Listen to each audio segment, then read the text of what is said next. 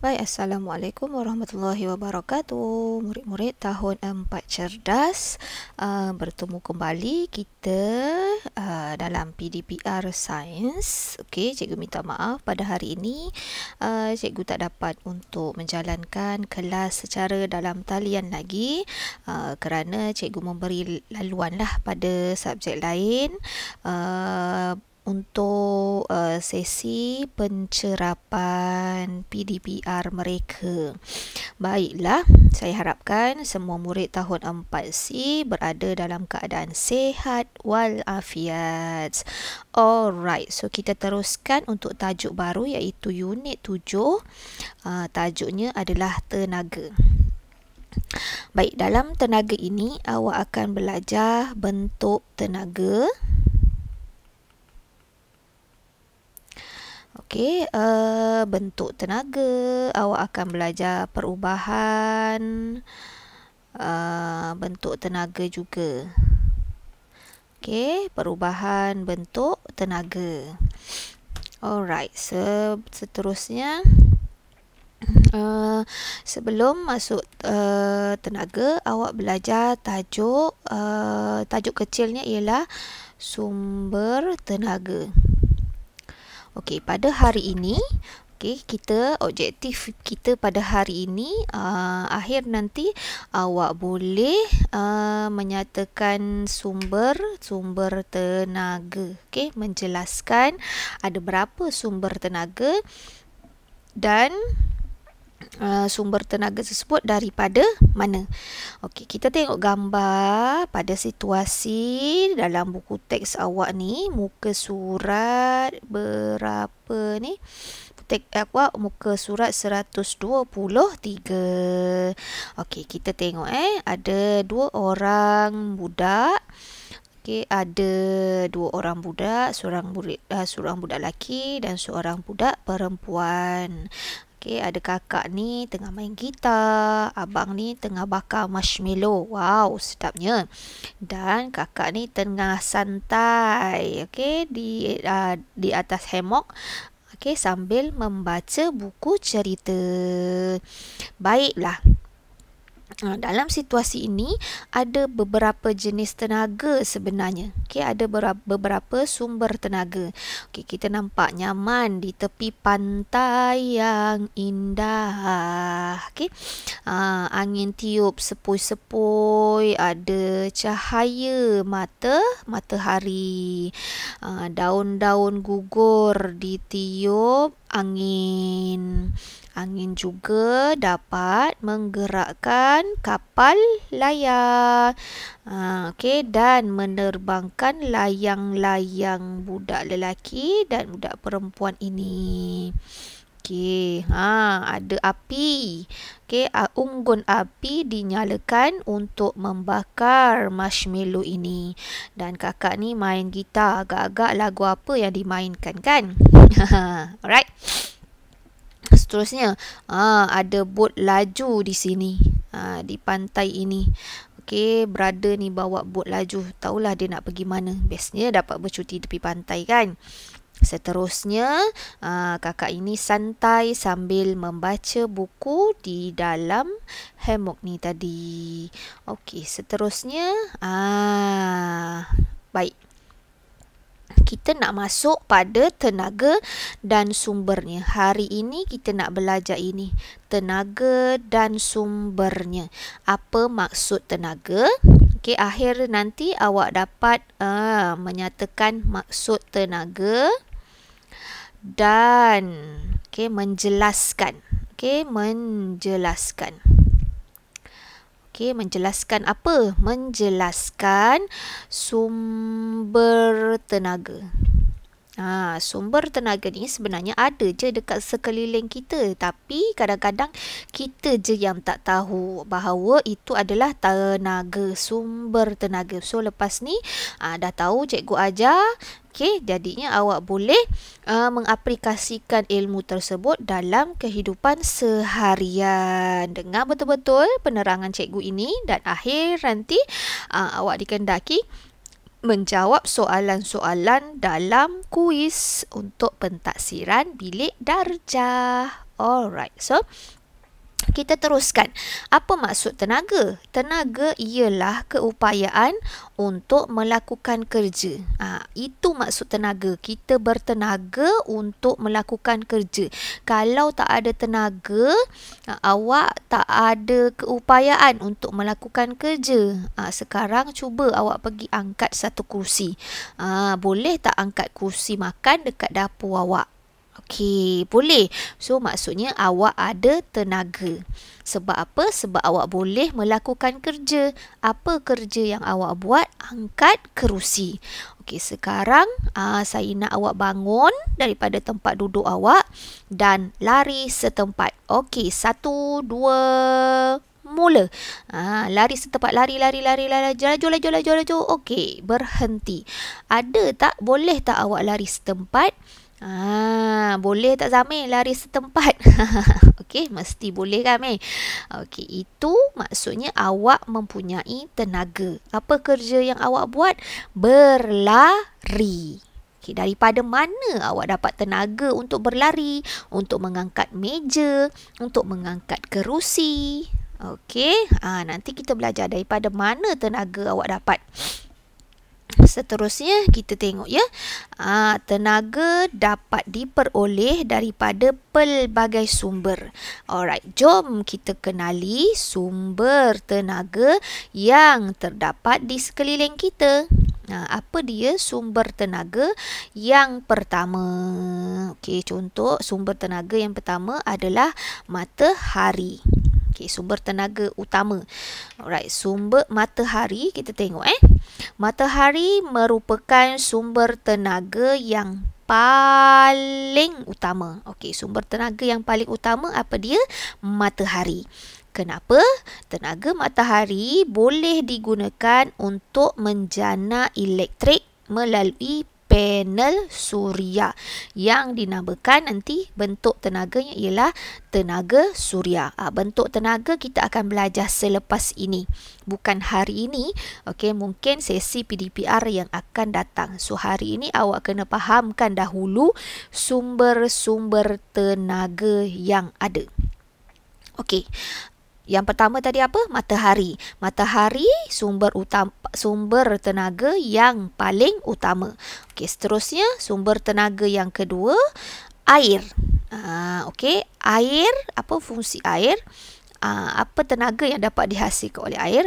Air mengalir, menggerakkan turbin di empangan untuk menjana elektrik. Okey, ini ialah turbin. Awak boleh search dekat Google. Okey, stesen jana kuasa elektrik. Okey, berfungsi. Okey, cari ini di YouTube. Mesti ada terangkan. Okey, itu tugasan tambahan awak lah. Okey, yang pertama tadi apa? Sumber tenaganya matahari. Yang kedua air. Matahari sumber tenaga yang paling utama. Air pula mampu untuk mengalir dan menggerakkan turbin di empangan untuk menjana elektrik. Arus ni air ni. Arus elektrik, arus air yang sangat deras. Okey, seterusnya sumber tenaga yang ketiga ialah biojisim. Ini apa ni? Ini apa ni? Kalau cikgu naik basikal dekat Putera Indah ni, nama je taman tapi selalu jumpa ni Okey, selalu jumpa yang ini. Mengelak-ngelak tak pun tayar basikal cikgu selalu kena ni. Apa dia? Ini adalah tinja haiwan. Atau bahasa yang biasa kita gunakan ialah tai. Okey, tapi dalam sains kita tak cakap tai. Kita gunakan tinja. Okey, seterusnya apa biojisim? Sumber tenaga yang ketiga ialah biojisim. Apa dia biojisim? Biojisim ialah bahan daripada tumbuh-tumbuhan. Okey, bahan daripada tumbuh-tumbuhan atau tinja haiwan. Diguna untuk apa ni biojisim? Untuk menghasilkan bahan api dan menjana elektrik. Okey, jangan tak tahu tinja haiwan dan juga biojisim, okey, daripada daun-daun, tumbuh-tumbuhan, batang tumbuhan, ranting-ranting tumbuhan, okey, yang dah reput, boleh digunakan untuk menghasilkan bahan api dan juga menjana elektrik. Itu ialah kita namakan sumber tenaga biojisim. Okey, ada berapa kita belajar sumber tenaga? Tiga. Yang pertama, matahari merupakan sumber tenaga paling utama. Matahari digunakan untuk apa? Menjana elektrik melalui panel suria yang kita panggil tenaga suria. Panel suria macam mana? Ada dekat dalam buku teks awak. Ini kita panggil panel suria. Okey, ini panel suria. Panel suria ini ada setengah rumah. Okey, orang tu menggunakan panel suria untuk menjana arus elektrik. Okey, dia tak gunakan elektrik yang macam kat rumah kita ni. Dekat bumbung dia ada panel suria. Okey, dia menggunakan tenaga suria. Daripada mana tenaga suria tu? Daripada matahari. Tapi harga untuk memasang panel suria dekat rumah ini sangat mahal. Okey, sangat mahal, tapi dia mesra alam. Baik, seterusnya yang kedua tadi apa? Sumber tenaga ialah air. Air digunakan untuk menggerakkan turbin di empangan, okey, hidroelektrik untuk menjanakan arus elektrik. Awak boleh cari sumber lain atau bahan rujukan lain, cari dekat YouTube apa? Stesen jana kuasa elektrik berfungsi ataupun turbin stesen jana kuasa elektrik berfungsi. Cari ya. Okey, yang ketiga sumbernya adalah biojisim. Apa itu biojisim? Biojisim ini ialah tinja haiwan ataupun kayu api ataupun dari sisa-sisa tanaman yang digunakan untuk menghasilkan bahan api dan juga boleh menjana elektrik. Okey, seterusnya sumber tenaga yang keempat ialah angin.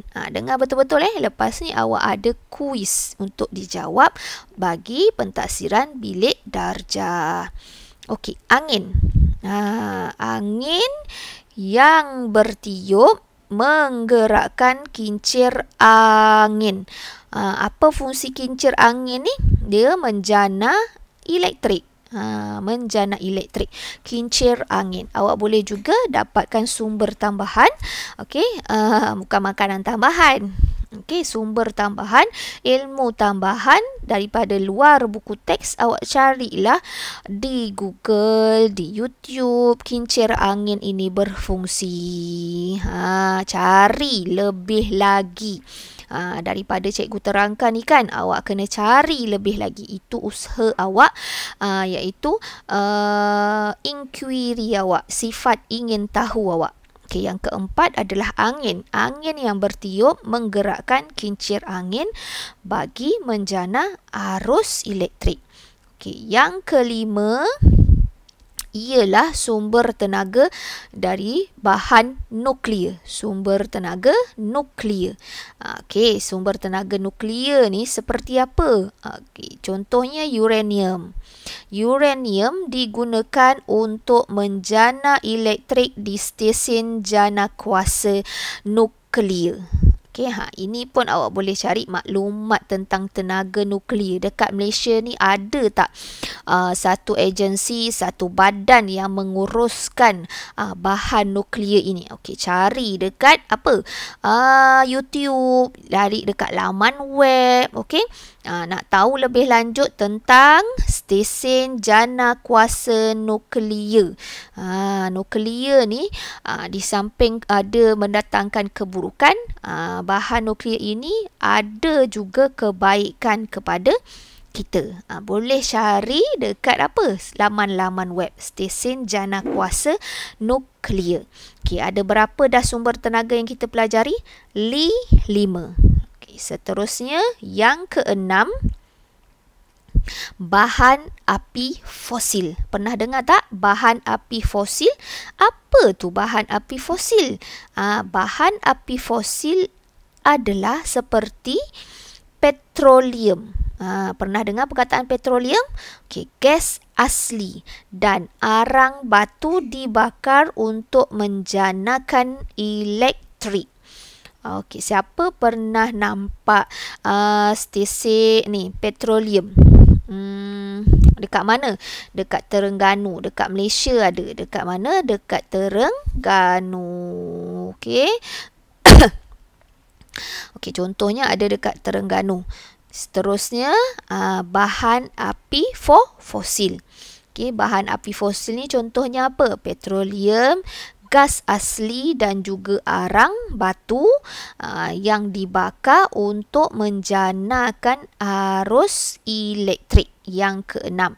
Baik, sumber tenaga yang seterusnya iaitu yang ketujuh ialah ombak. Ombak. Tahu ombak dekat mana ada ombak? Dekat pantai.